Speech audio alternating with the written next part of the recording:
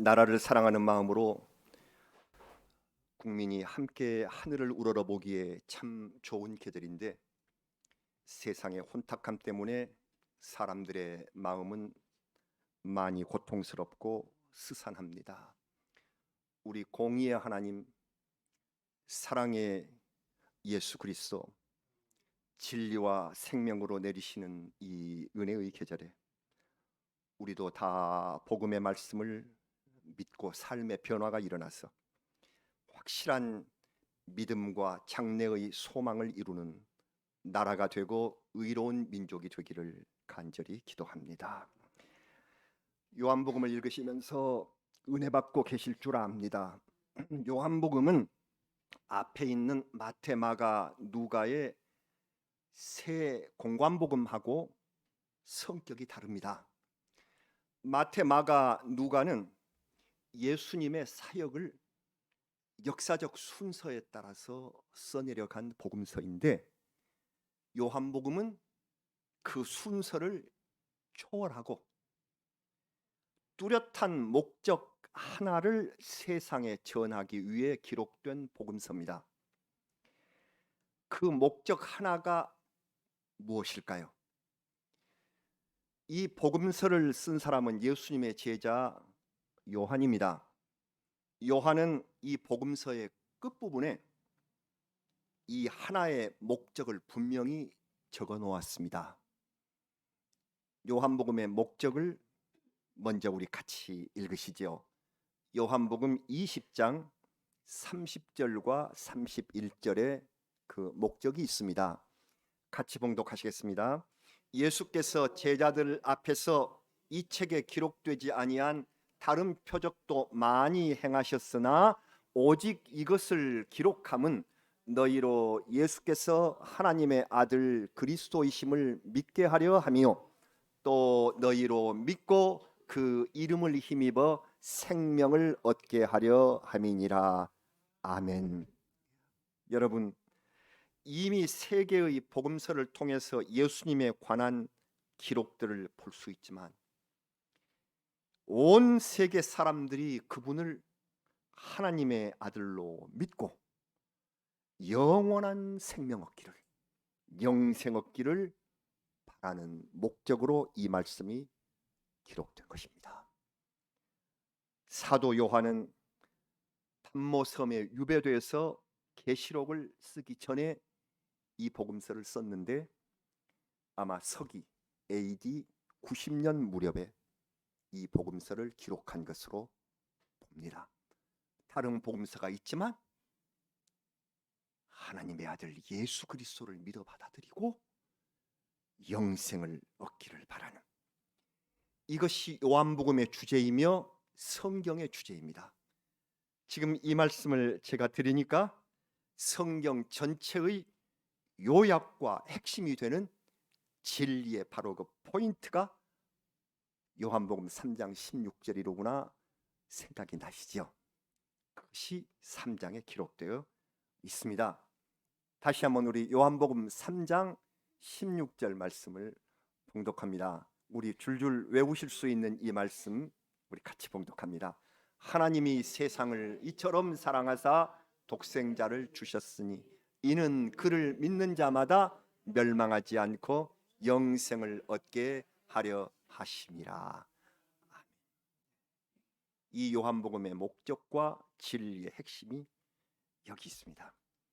하나님의 유일하신 아들이 예수이시고 그를 믿는 자들에게 영생을 주시기 위하여 세상에 오셨다. 진정 이 말씀을 믿으면 하나님의 나라에서 영원한 생명을 얻게 됩니다.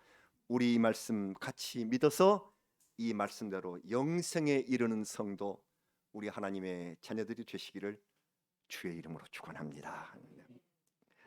사랑하는 여러분, 그래서 오늘 이 요한복음의 첫머리를 들추면서 세 가지 꼭 아셔야 할 일이 있습니다.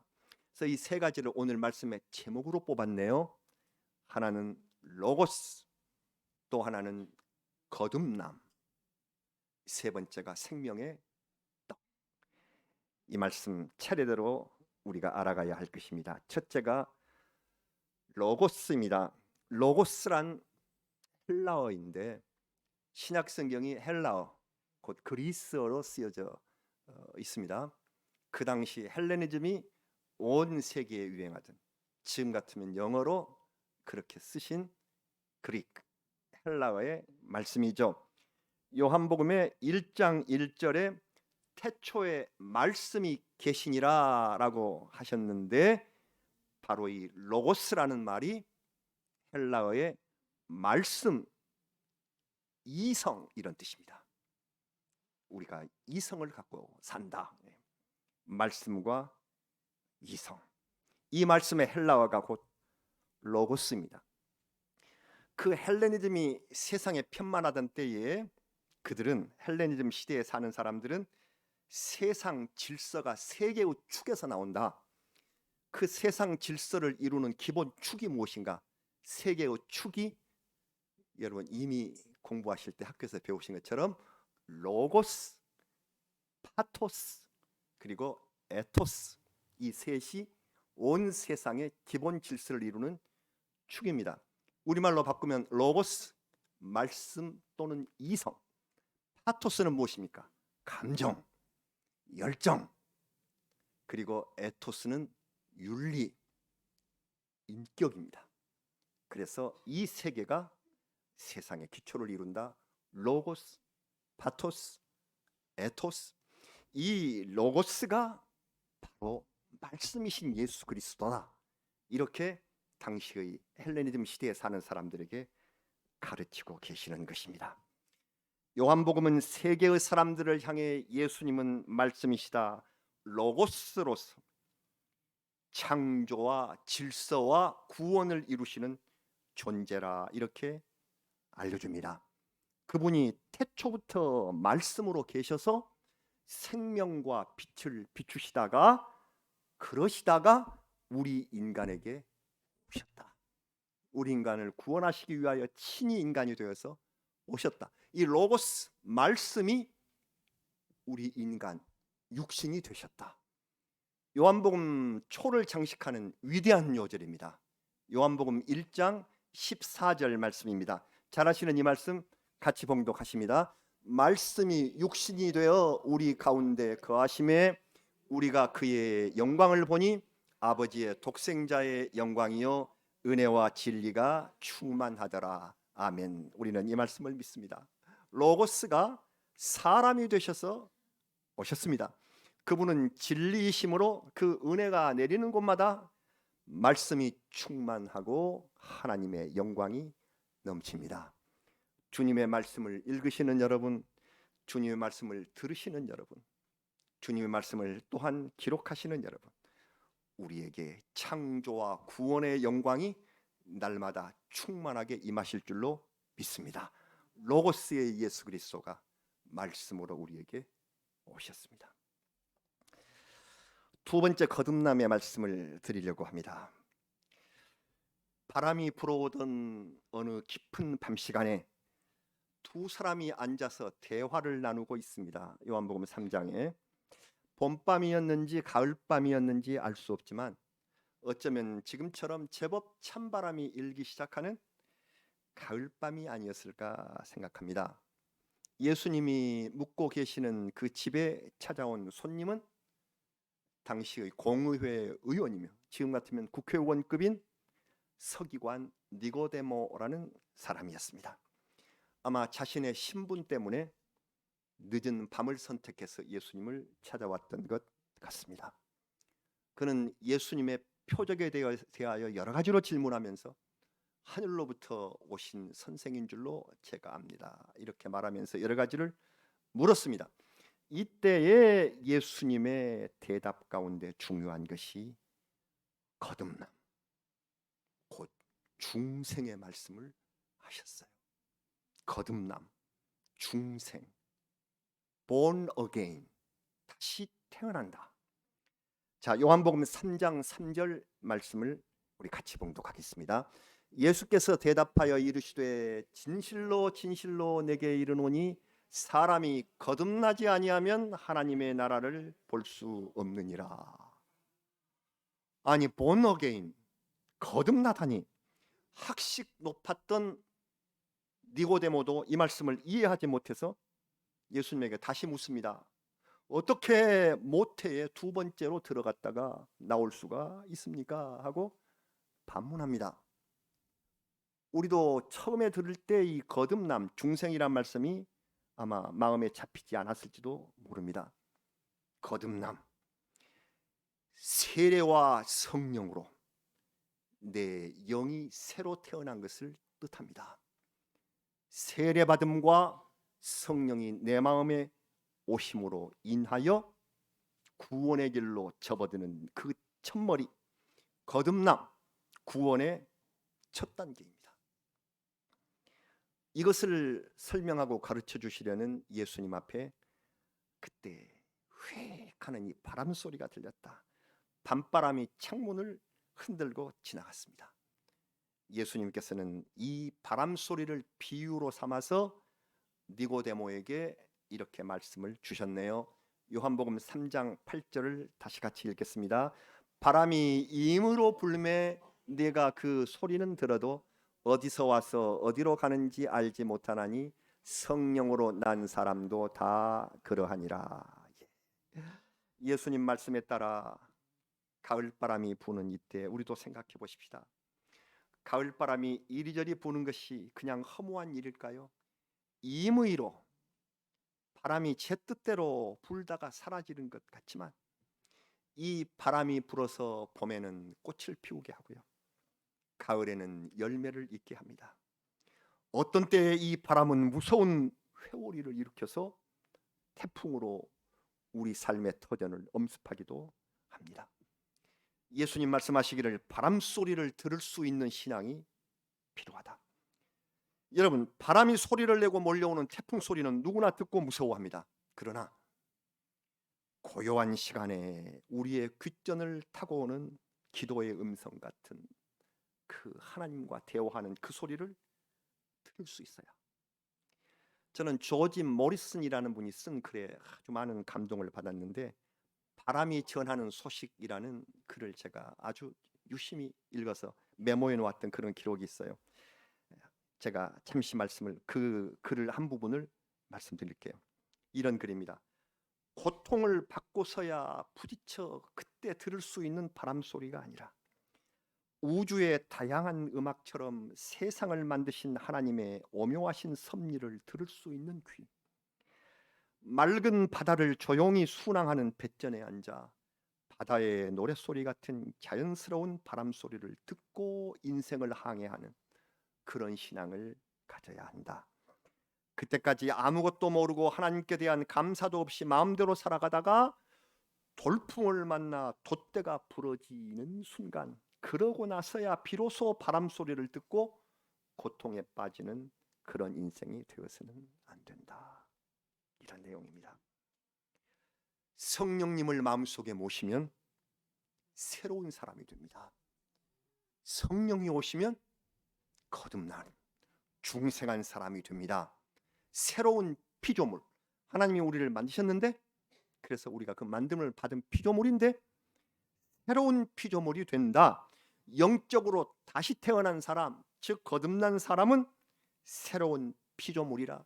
여러분 잘 아시는 성경 말씀, 고린도 후서 5장 17절 말씀, 잘 아시는 말씀 우리 같이 봉독하시겠습니다. 그런즉 누구든지 그리스도 안에 있으면 새로운 피조물이라. 이전 것은 지나갔으니 보라 새 것이 되었도다. 아멘. 성령으로, 그 성령의 바람으로 우리의 마음에 예수 그리스도를 모시는 그때부터 우리 인생이 달라지고 새로운 피조물, 옛날의 그 창조물이 아니라 새로운 영의 사람이 된다 하는 말씀이 우리에게 분명히 선포되고 있습니다. 바람에 실려서 우리의 옛사람 멀리 날아가 버리고 새로운 바람으로 임하신 성령님께서 우리를 거듭나게 하실 것이다. 여러분, 성령의 헬라어가 지금 신약을 기록한 그리스어이기 때문에 자꾸 헬라어를 말씀드립니다만은, 성령의 이 헬라어는 푸뉴마라고 합니다. 푸뉴마. 그런데 이 푸뉴마의 뜻은 바람이라는 뜻입니다. 또는 숨이란 뜻입니다. 숨, 호흡, 바람, 호흡을 푸뉴마라고 하는데 이 푸뉴마가 곧 성령이에요. 성령. 성령은 바람처럼 임하셔서 우리의 눈에는 보이지 않지만 주님 안에서 새로운 생명으로 우리를 이끄시는 분이 성령. 그래서 이 성령으로 거듭난 우리의 삶, 바람은 자유롭게 흐르지만 그 바람 속에서 은혜와 진리의 소리를 듣고 우리를 이끄시는 하나님의 음성을 듣는 그 신앙. 그래서 성령의 바람,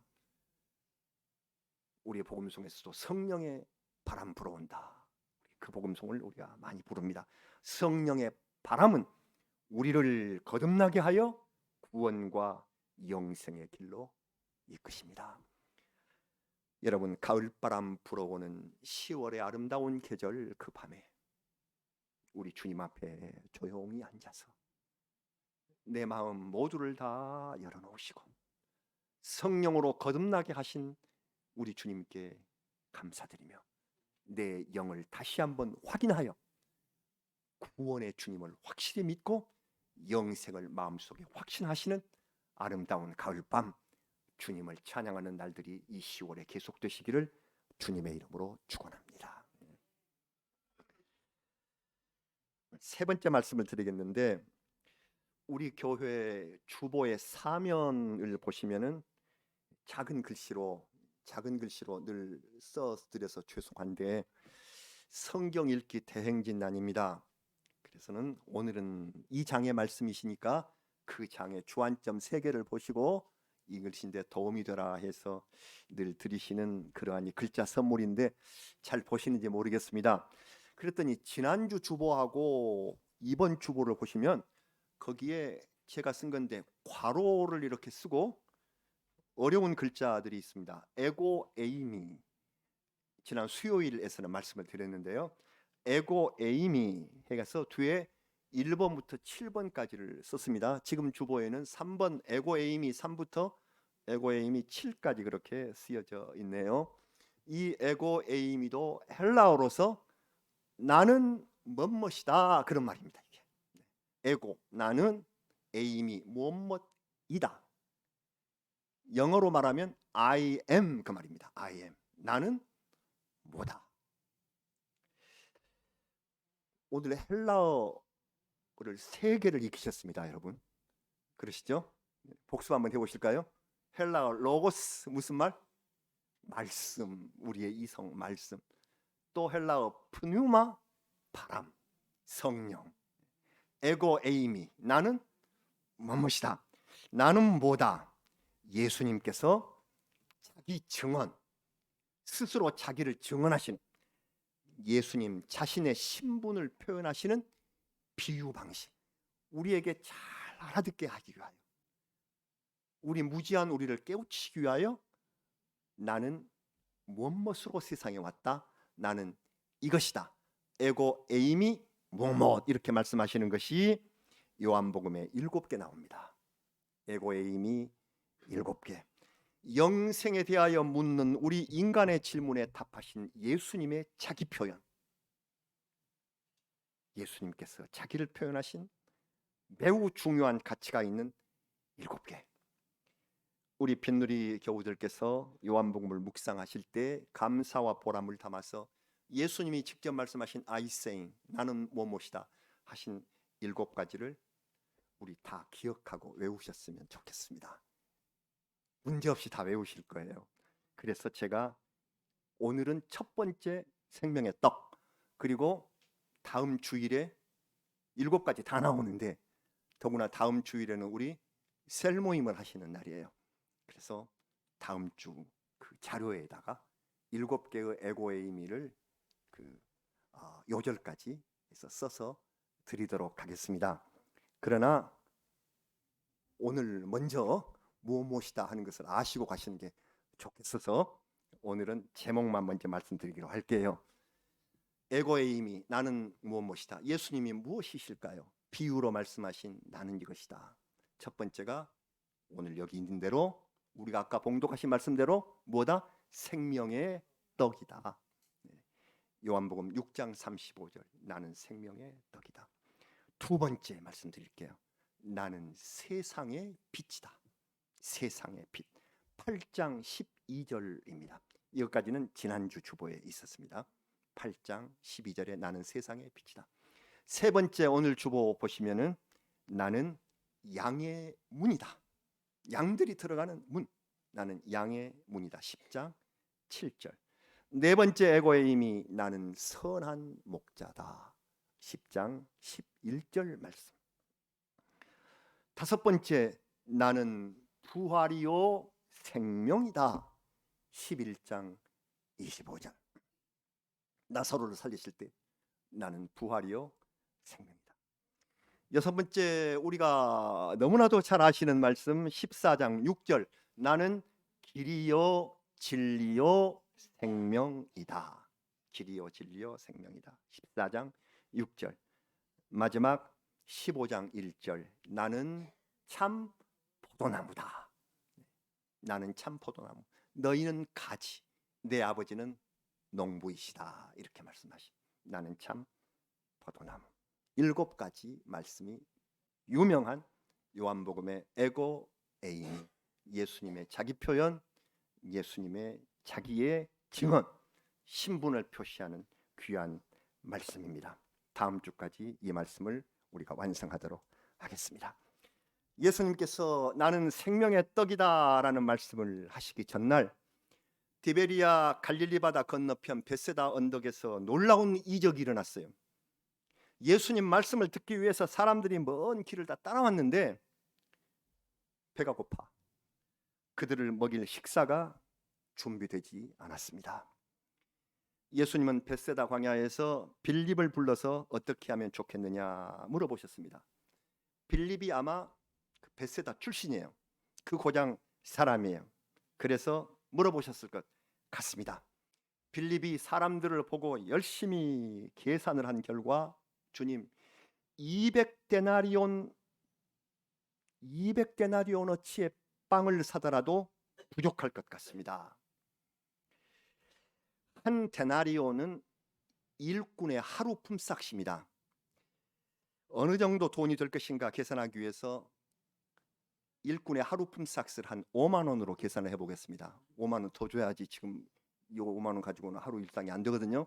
하지만 그냥 5만 원이라고 했다라고 한다면은 200데나리온이면은 1,000만 원이 되는 금액이 됩니다. 거기 앉아있던 사람의 수는 대략 5,000명. 그러나 당시는 남자의 숫자만 세는 관습이 있었으므로 거기에 모인 여성 아이까지 합하면 1만 명을 훨씬 넘기는 숫자입니다. 한 사람당 1,000원씩의 빵을 사서 주어도 1,000만 원이 금방 된다. 그래서 빌립이 200데나리온 1,000만 원어치 떡을 사도 부족하겠는데요. 고민하고 있는 빌립에게 안드레가 다가왔습니다. 안드레도 베세다 출신 같은 동향입니다. 안드레는 그래서 아마 아는 사람을 찾아보고 다녔던 것 같아요. 그래서 한 아이의 도시락을 들고 갔습니다. 도시락을 열어보니 거기에는 보리떡 5개와 물고기 2마리가 있어. 다른 복음서에서는 그냥 떡이라고 했어요.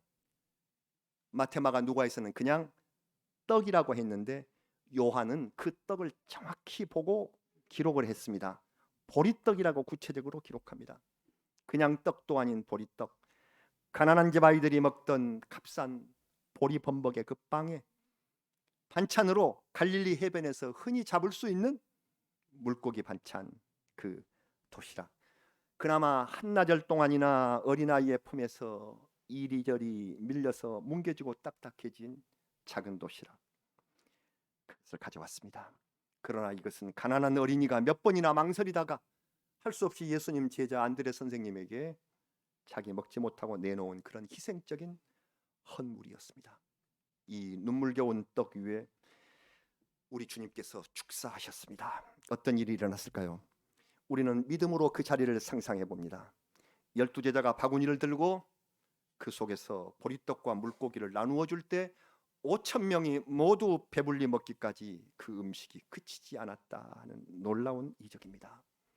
버리는 것이 없게 하라 하는 예수님 명령에 따라 12제자가 바구니를 각각 거두자 남은 조각이 12광주리에 가득 찼다.